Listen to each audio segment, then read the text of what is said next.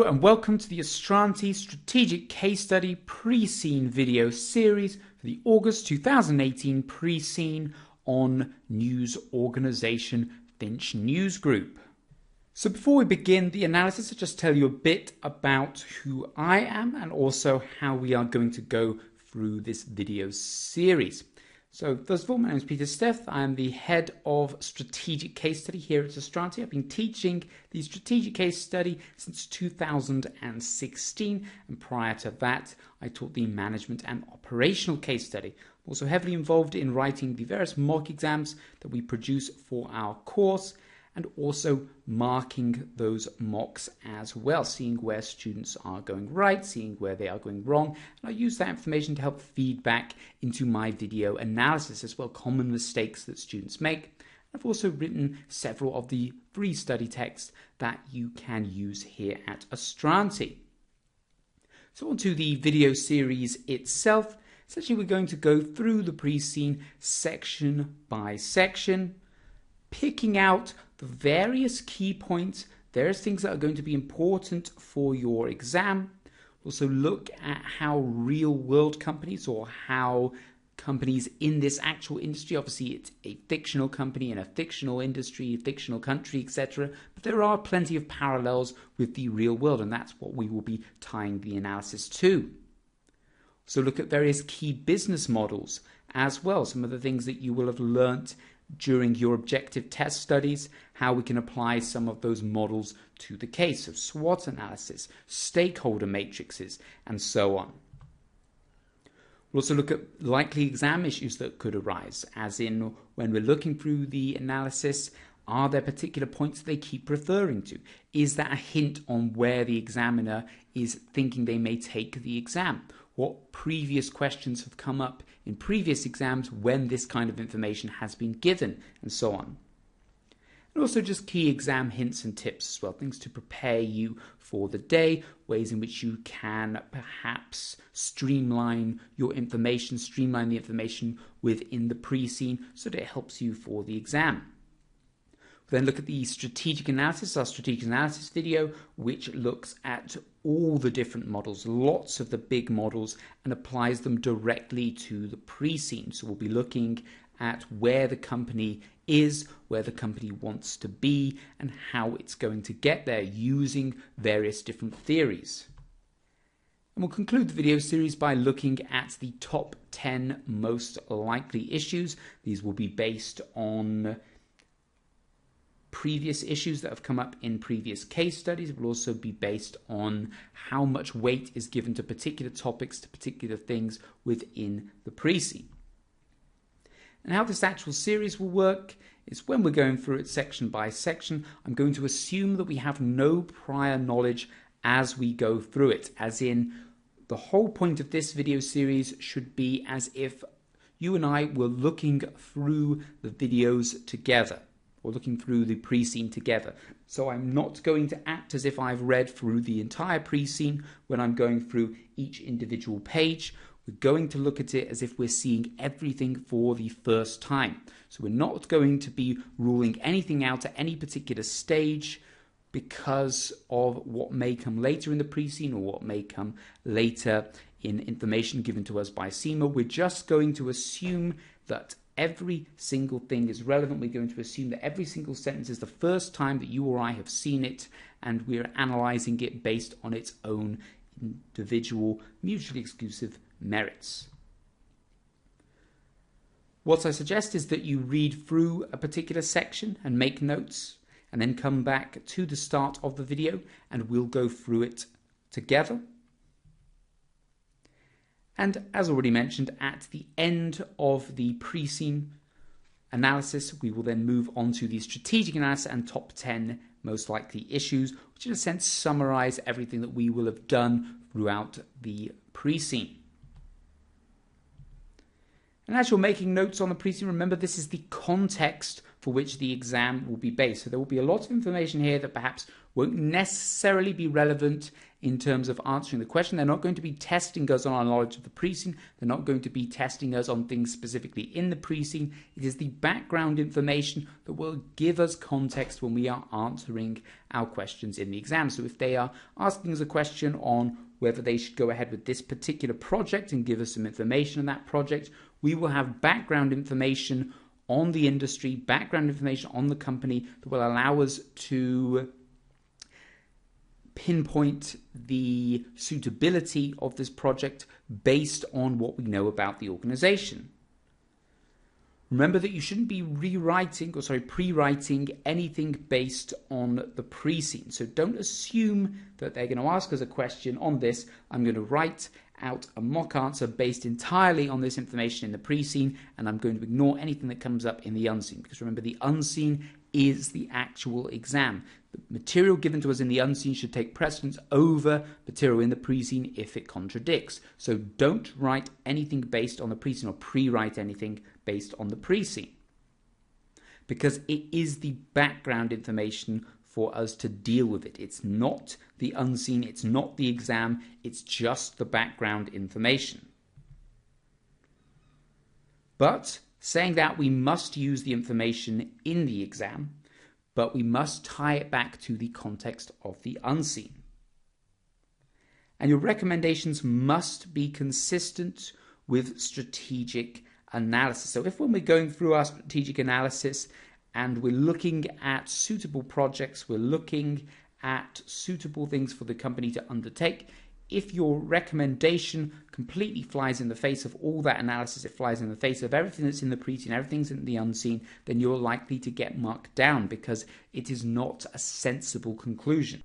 Moving on to our actual analysis of the pre-scene. Now, the first thing that I'm going to ask you to do, just as I mentioned in the introductory section, is to look through the first couple of pages. So what I'm going to do is ask you to look through this first page here, and also the page on the newspaper industry in Borland, and finally the industry revenue generation page. And once you've done that, made some notes, join me back at the top and we will go through the 3 pages together.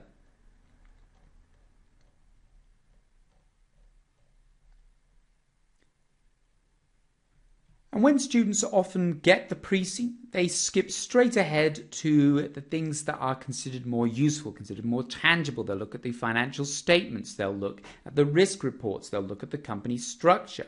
That's a perfectly rational and logical thing to do, but please remember, please be advised that actually just as the pre-scene itself is the context to the unseen, the context to the exam, this introductory page often serves as a good context to the pre-scene. There's actually a wealth of information here that's going to help us as we go through the pre-scene. So the first thing that you see is that we are a senior finance manager in the Finch News Group. Now, those of you who have read the guide provided by CIMA for the strategic case study exam know that we are playing a role. This is the role that we are playing in the exam. In a sense, it is a real-world simulation of the kinds of things that you will be expected to do within a job. And that's the whole part of why CIMA has done this, is because they want it to be something that is reflective of the kinds of things you do every day, preparing you to be an actual management accountant, an actual senior finance manager, rather than just learning lots of textbook knowledge. And as part of playing a senior finance manager, CIMA said that the key things that will be involved, or the key things that you will be expected to do, will be to look at strategic matters.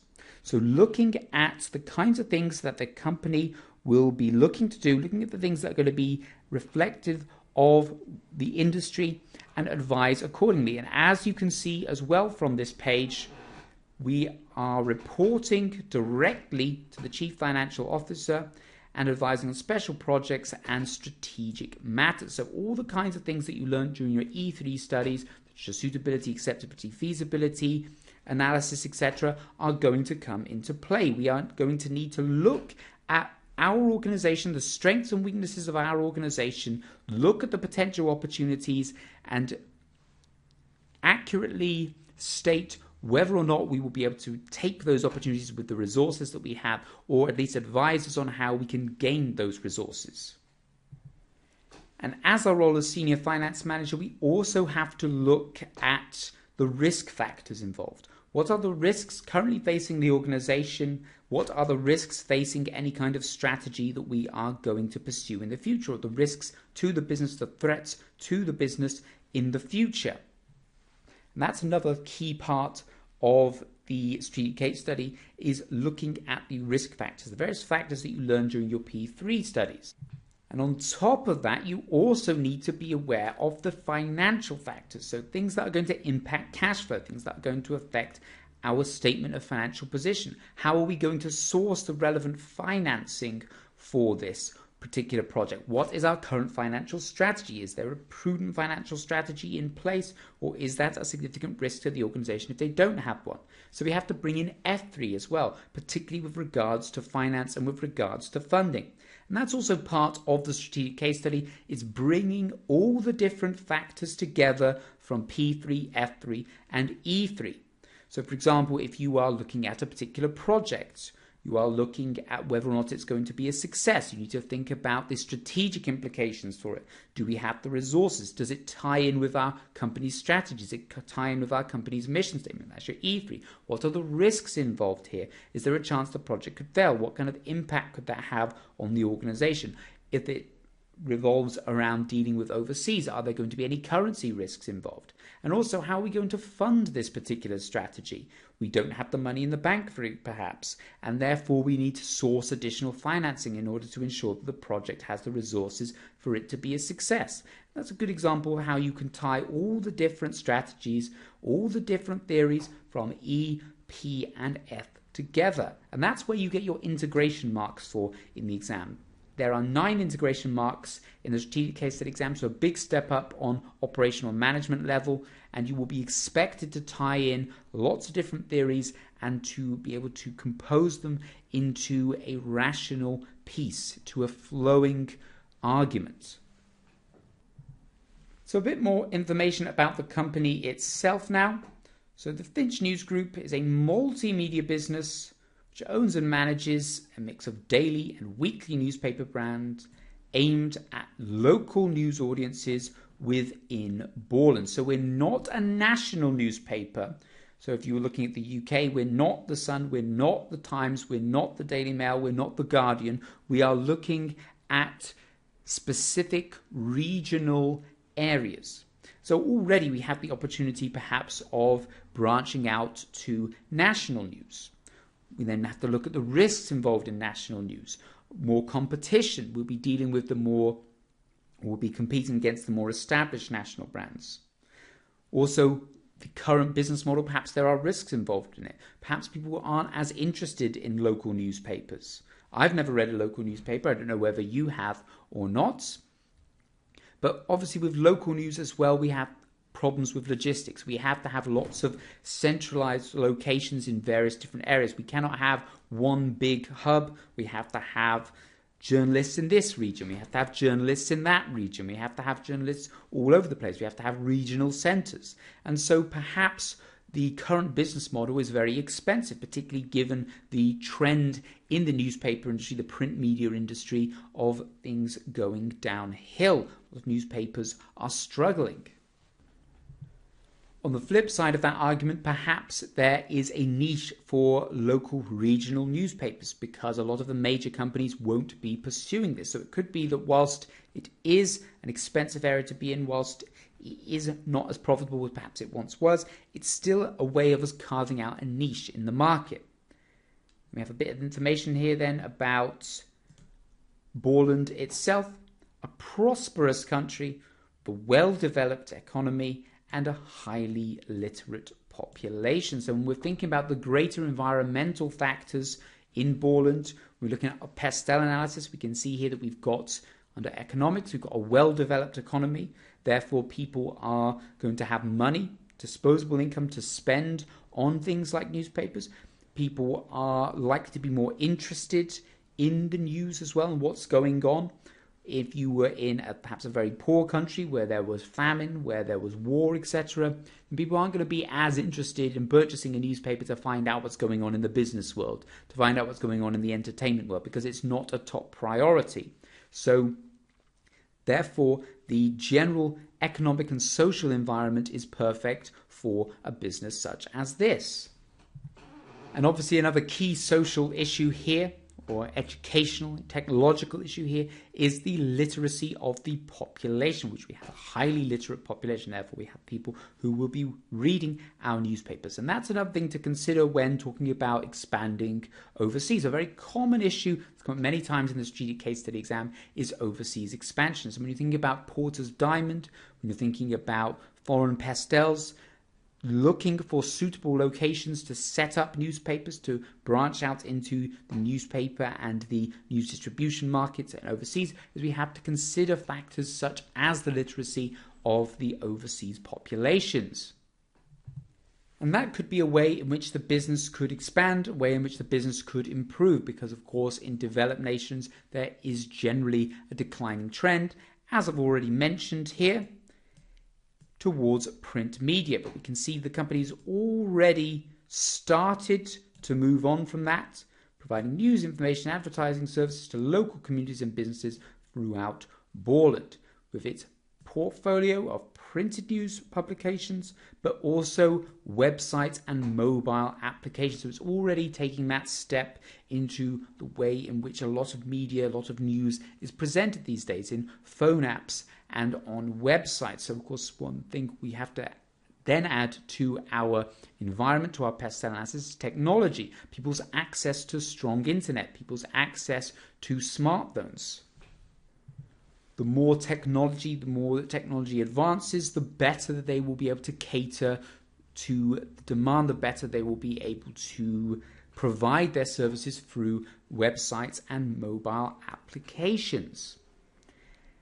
And the Finch News Group is a privately owned company, so it's not a public company, with 60% of its shares still being owned by the descendants of the founding family.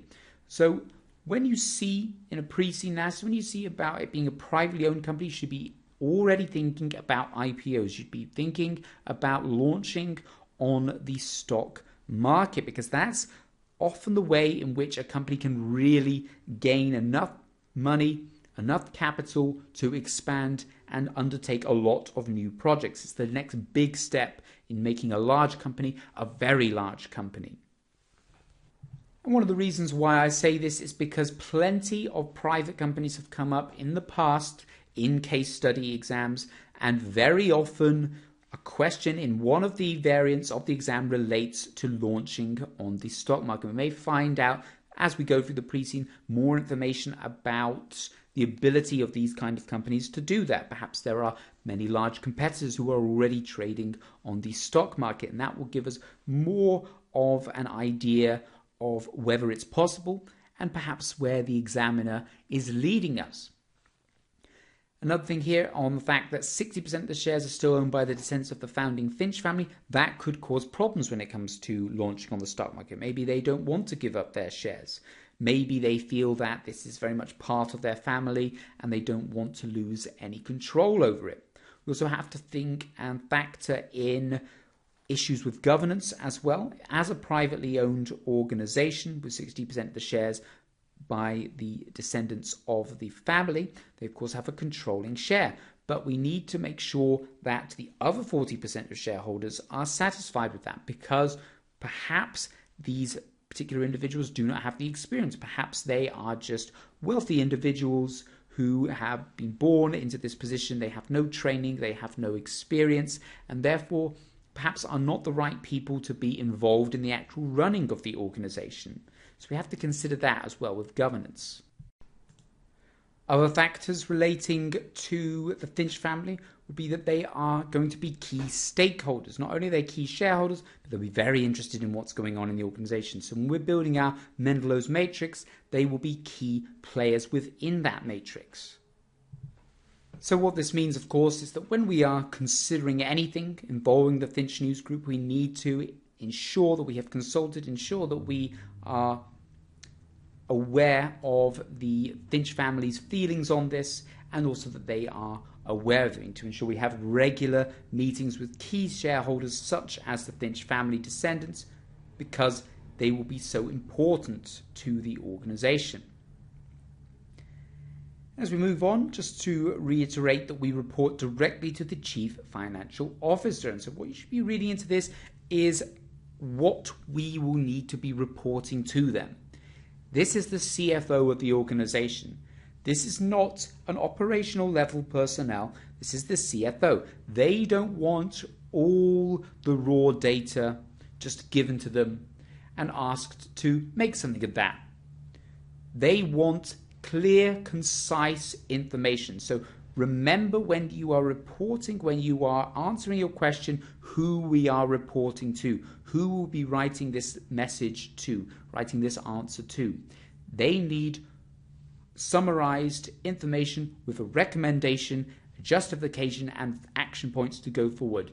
They don't want to have to do the work themselves. They want to be given your decision, given your recommendation, and then come to a decision based on that. They don't want to have to trawl through the data themselves. So remember, when you are answering your question, to provide a firm recommendation at the end.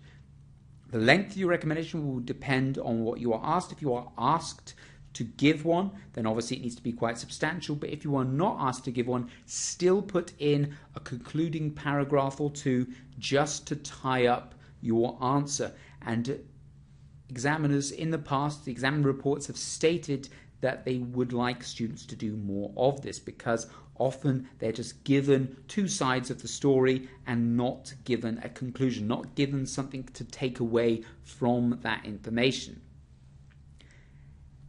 Another point here about advising on special projects. So this is where some of your E2 project management comes in. So you should just be aware of some of the key issues surrounding projects, how projects should be planned, what can go wrong with projects, how we should always have a post-completion audit at the end to look at what went right, look at what went wrong. Now, I'm not saying go back and relearn everything you did in E2, but be aware that CIMA consider everything to be being learned up to this point to be assumed knowledge, and therefore it's not out of line for them to ask you to draw on knowledge from E2. And the final sentence in this introduction is to mention the currency of Borland, which is the B dollar. Now, obviously, that's quite straightforward and quite easy to guess why it's the B dollar, because it's a Borland dollar. But when you see currencies, you should be already thinking about all the issues that can happen with currencies, or all the things that may be brought in with relation to currencies. So, of course, if we are going to be doing any trading overseas, we have to think about foreign exchange. Can we hedge against those by leading or lagging payments? We have to be thinking about interest rate risks. We have to be thinking of inflation, all of which can have an impact on the business. So when you are looking at sourcing more finance, we have to remember to mention the fact that if interest rates do increase, this could have a significant impact on our finance costs, which will in turn have a significant impact on our profitability as an organization. So as I mentioned at the start of this video, that this information would provide us with a context as we continue through our analysis. And as you can see already, we've got lots of information here. We've got information about risks. We've got information about the environment, both from a social, economical, and technological perspective. We've already got a few key issues coming up, such as the possibility of launching on the stock market. We've also got issues with expanding overseas. We've got issues with hedging against foreign exchange risk. We've got issues with interest rates relating to the taking on of more debt funding, etc. And these are all factors that we can consider as we go through and add to them and we continue through the pre-scene. So onto the second page of the pre-scene now, or the third page, but the second page with information on about the newspaper industry in Borland. So a lot of this information is not that important. It's not going to be too critical to your actual answer. So if we look at this opening gambit here about a newspaper is a serial publication, It's a publication that is printed at scheduled times, containing news articles about current events, politics, business, weather, sport, health, and entertainment, but also including advertising.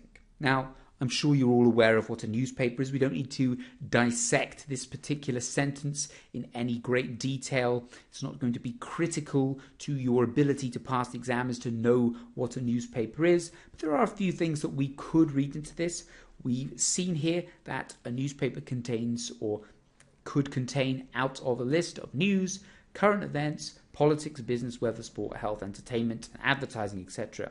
So if there are not sections in some of our newspapers about some of these things, then there's a possible opportunity to add those in, to improve the product, improve the value-adding nature of the product by adding in more material. And newspapers are typically published daily or weekly. So again, we don't yet know whether our newspapers are published daily or weekly. Could we improve our circulation by publishing daily? Could we divest some of our daily newspapers or cut them back to weekly publications? Just make a larger newspaper on a weekly basis if that would be more beneficial to the organization. Perhaps the cost of making some of our newspapers daily is too much for the amount of people who actually buy them. Perhaps we should cut back to once a week, just make it a larger newspaper containing more of the key facts, key figures, key stories from that week, and that will save us money. So again, you can see we're already looking towards the future, looking at the issues that could arise from this. Will people be upset? Will our readers be upset if we stopped publishing daily to save money?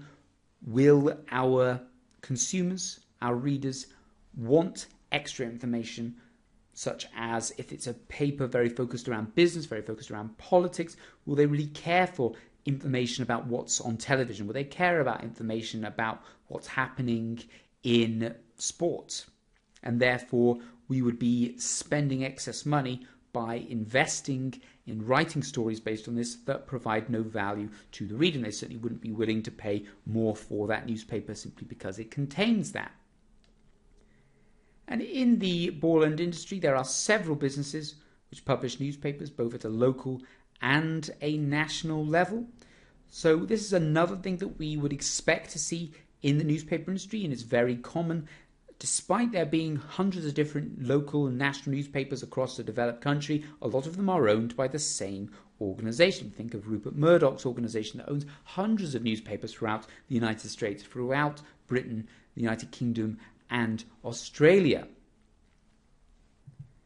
And given that we are a privately owned entity and we are looking at, or we've already looked at the possibility of launching on the stock market, would that leave us to be vulnerable? This is another risk that we need to bring in to perhaps being purchased by a larger newspaper organization, because that is the way in which the industry works. It's very much a consolidating industry where several big businesses own all the different newspapers. So if we were to trade on the stock market, what is to say stop a larger organization from purchasing lots of our shares, from trying to get our shareholders to sell to them?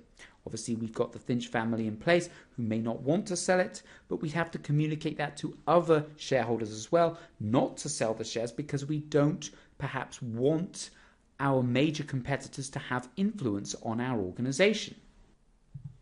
And then it talks about the differences between the two. So obviously, local newspapers generally revolve around a specific town or region. So when we're thinking about advertising, we're thinking about smaller local companies who are just advertising in your local area. So if you were, for example, in Manchester, then there would be Manchester-based businesses that are looking for Manchester-based clients. Whereas if you were publishing in a national newspaper, generally you would have bigger products. You would have more your consumer goods products. You would have shampoo manufacturers advertising. You would have car manufacturers advertising, etc. And national newspapers often, as well, not only do they cover more significant stories, perhaps relating to the government of Borland or anything, they often include international news.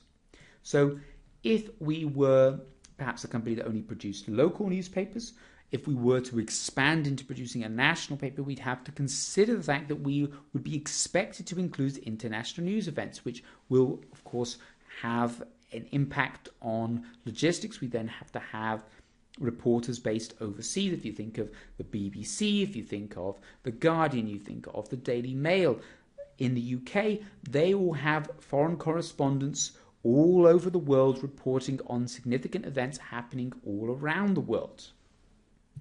And just as I've already mentioned some of the big names there, we're also opening ourselves up to more competition. So I put barrier to expanding into this international market. There will be lots of significant players there. So the threat to new entrants, or the threat of us as a new entrant, if we were a new entrant, may be high in that, or maybe low in that it's very difficult to break into that market. We also have to think about value chains as well, how we add value. What are our inbound logistics and our operations in this particular field?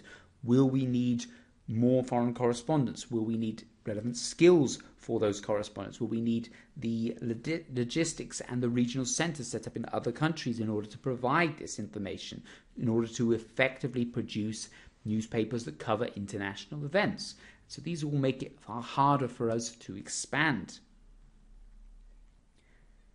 Printed newspapers have been in existence in Borland for over 150 years, so there is a lot of precedent for it. There is a lot of history surrounding the industry.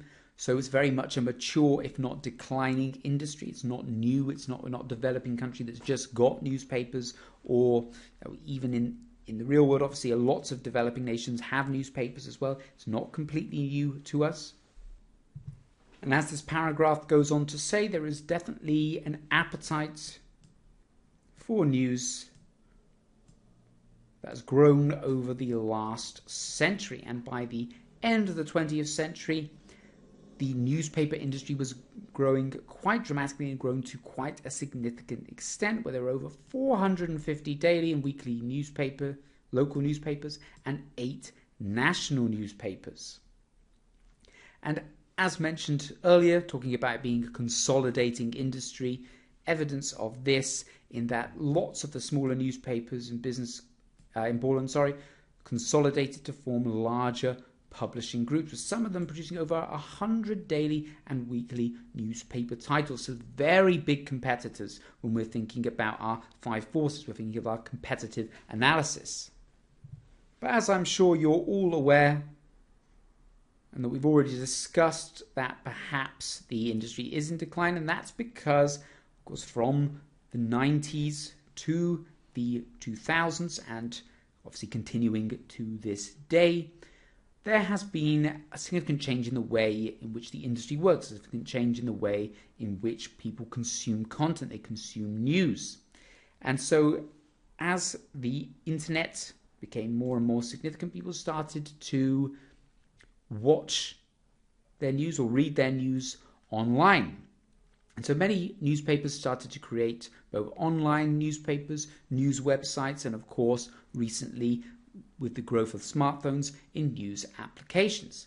In fact, in Borland, by 2017, over 85% of the population were able to access 4G mobile networks and 75% able to connect to broadband networks. And so, going back to our Pestel factors, going back to technology, the technology is now there for, in a sense, newspapers to almost move exclusively online.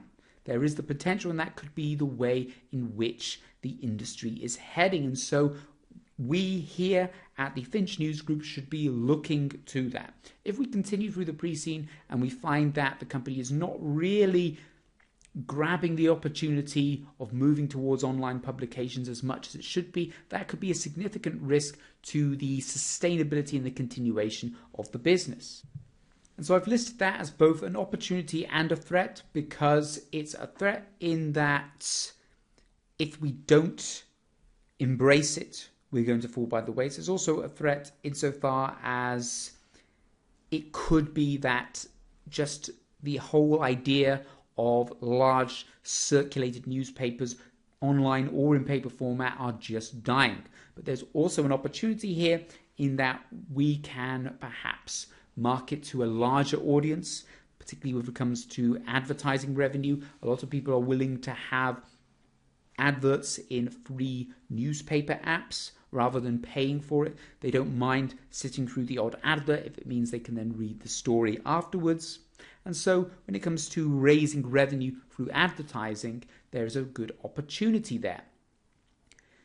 Although it does say that many rural areas of Borland still have poor digital connectivity, and so there's still perhaps a niche market for printed publications, particularly for rural areas perhaps where they want to find more information about what's going on in the local community, and therefore there's still demand for local newspapers. By 2010, there were still approximately 400 daily and weekly newspapers. So, of course, a fairly significant decline on what it once was in the mid-90s, where it was over 450. And that is a trend that we would expect to continue. And they've even said that here in the pre-scene, that the global recession, combined with the rapid growth of free access news websites, apps, and internet providers, has contributed to a decline in printed newspaper circulation and newspaper advertising. So to keep continuing going down this path, if it was still perhaps a key principle or a key objective of the Finch News Group to keep trying to put all its money, all its effort into newspaper circulation and newspaper advertising, that would be poor strategy on their part and therefore poor risk management. Risks to the organization are great because this is a declining industry.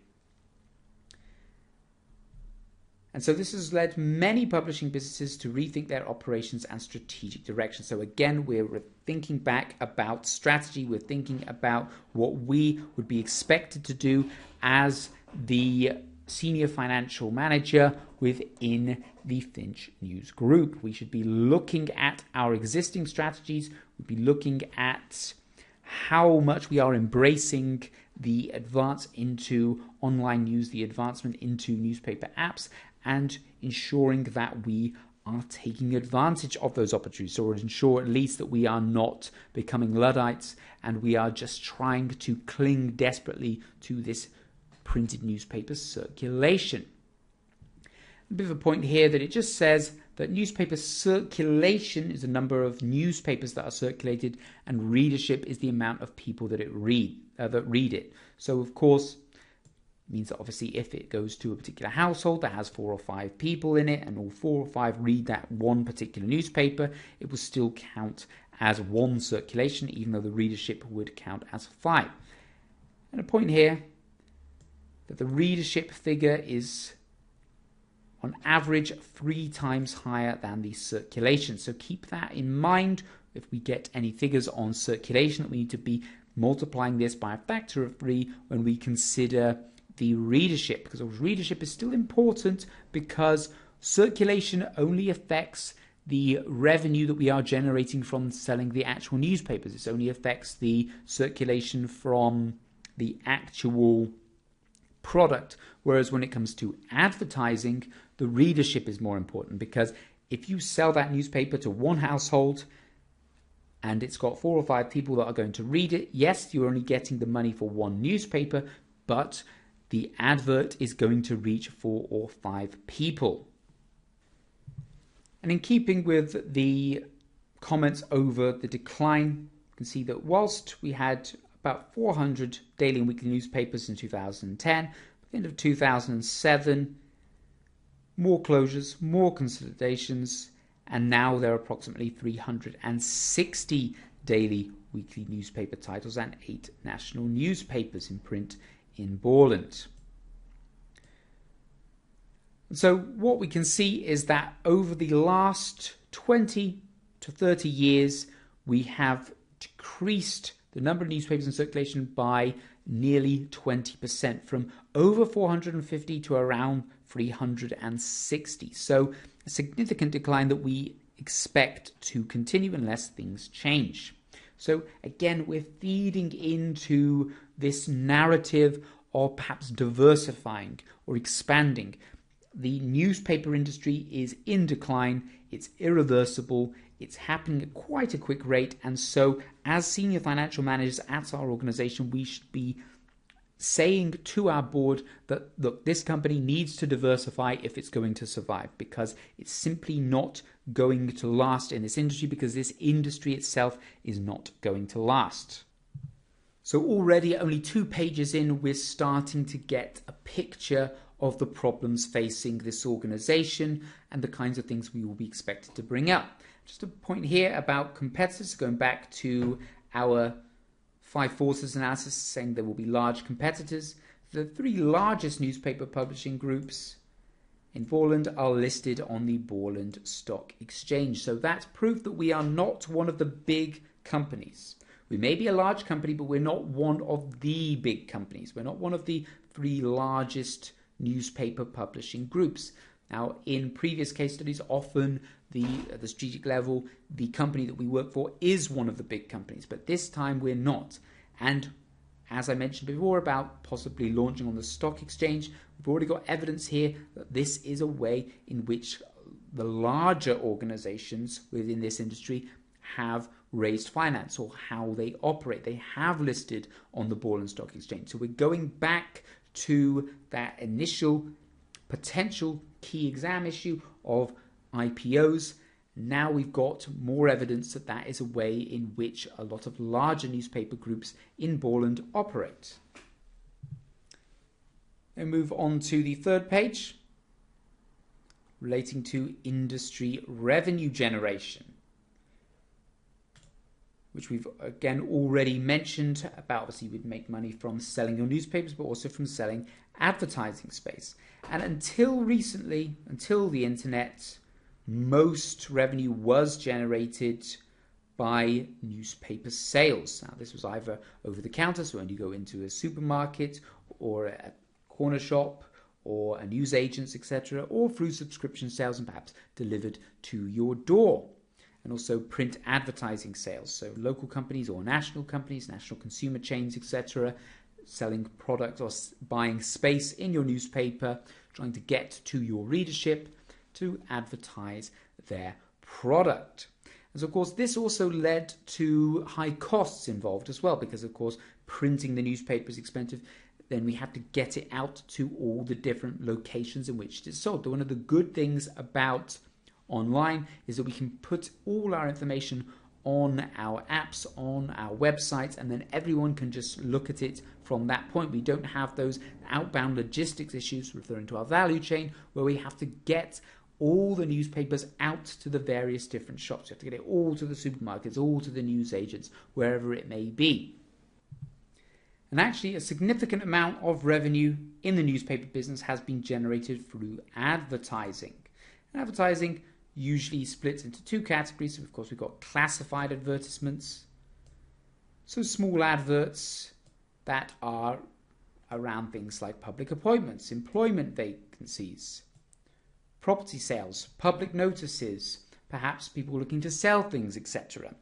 Now, of course, this has been impacted significantly in recent times as well. For starters, we would only generally expect to see this in local newspapers, because there's no point in advertising for a futon for sale in one part of the country and paying a huge price to get that out to people all over the country in a national newspaper, because they're not going to drive all the way to where you are to collect the futon. But of course, a lot of these other things here, such as employment vacancies and selling particular things, have been usurped by other newer industries, such as companies like Indeed, like Reed, job advertising sites, which is the main go-to point for companies now to advertise jobs. They don't need to use newspapers. So that is going to have a significant impact on the amount of ad space we can designate to that. We've got companies like eBay and companies like Spock, etc., apps that have grown in the new technological age that allow people to sell things over the internet, and therefore we don't need newspapers for that as much as we used to. So there's more things that are impacting the revenue generated from advertising. So when we're thinking of the competitiveness, we need to think of these as substitutes in our Porter's 5 forces. These are other areas that people can go to, that companies can go to advertise jobs, that people can go to advertise sales, etc. They don't need to rely on newspaper advertisements anymore. And also display advertisements, particularly things I've already mentioned, cosmetics, domestic items, food, McDonald's, Burger King, etc. will advertise in national newspapers. And generally they are in the form of pictures, and they are in the more national newspapers. And other sources of income include contract printing carried out for other publishing businesses. So of course we've got all these printing presses, etc. They are very expensive. They take a lot of money or a lot of capital to purchase and a lot of money to run. So perhaps there are smaller organizations that cannot afford to buy their own, but they contract with us. So we've got an extra stream of business here from contractual printing. Lots of smaller organizations, as the gig economy, so to speak, that we have these days increases, we may expect to see more and more contract printing carried out. Perhaps this is a way in which we here at the Finch News Group can look to expand. And also event hosting, which as it says, well, that's what it says on the tin, involves advertising, organizing and hosting local events, so particularly important for local newspapers, such as awards ceremonies, sporting events, festivals and fashion shows. And these are usually sponsored by third-party organizations. We gain revenue from that, and also through ticket sales as well.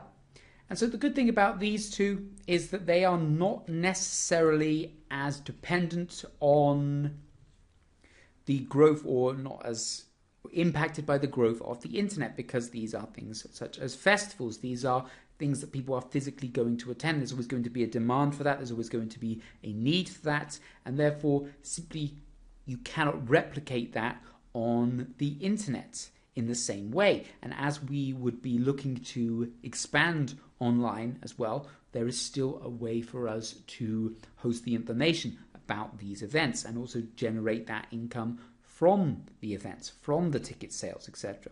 So the important thing about these two bits here are the key sources of income for the newspaper publishing business. The fact the examiner has, or the person who's written the pre-scene has put these in, means that these are likely to become relevant. They're likely to play an important part in our exam. They're likely to be ways in which we can diversify the areas that we are more likely to want to expand upon in order to increase our revenue, because a lot of the other things that have been mentioned already, such as publishing sales, publishing adverts in the physical newspapers, are likely to continue to decline. And so this is where the company would look to expand, look to invest in order to improve its revenue. So that brings us to the end of this first video. As you can see, there's already a lot of information that we have gathered.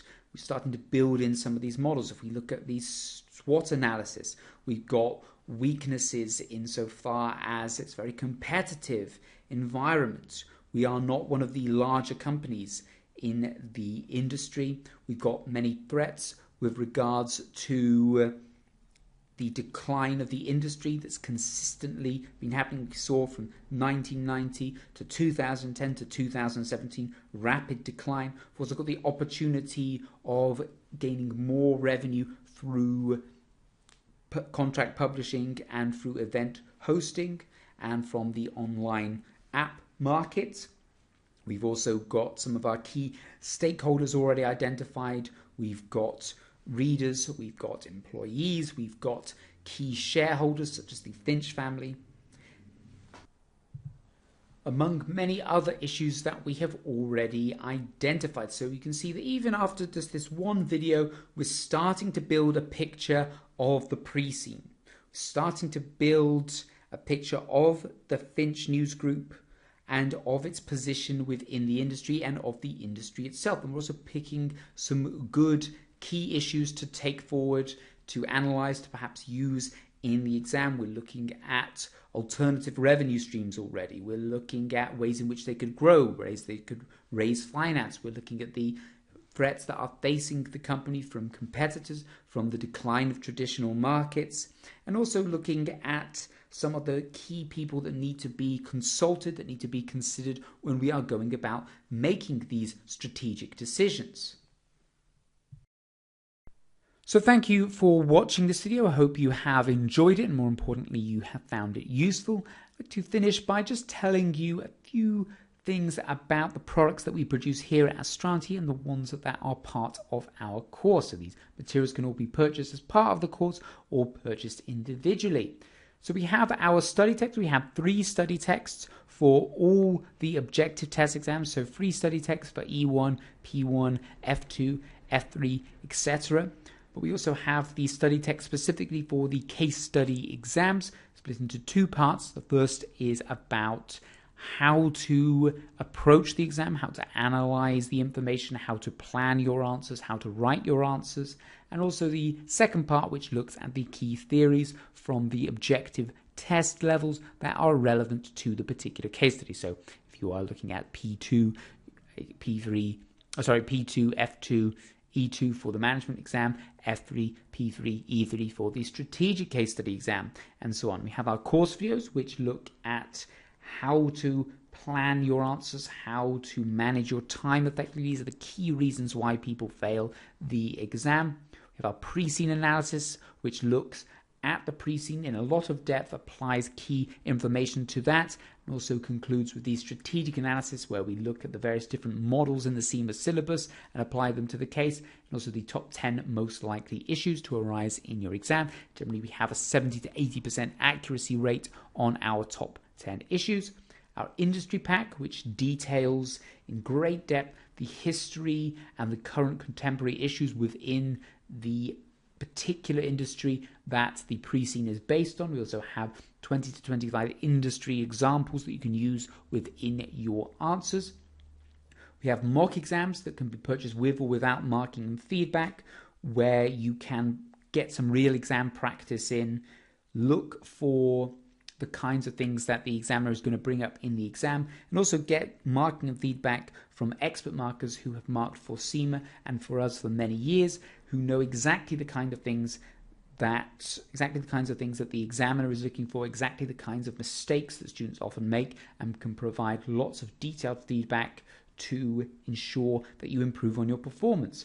We also have our master classes, which are 2 day-long classes which look at all the key issues facing students in the exam. We will also go through live planning, showing you how to plan your answers effectively, how to write your answers effectively. Again, key things that cause people to fail the strategic case study exam, or any of the case study exams for that matter. And also, if you do sign up for our course, provided that you have filled out your forms, provided that you have submitted your mocks, provided you have done everything to show that you have really given it your all to try and pass this exam, we also offer a pass guarantee, giving a free resit to anyone who fails the exam.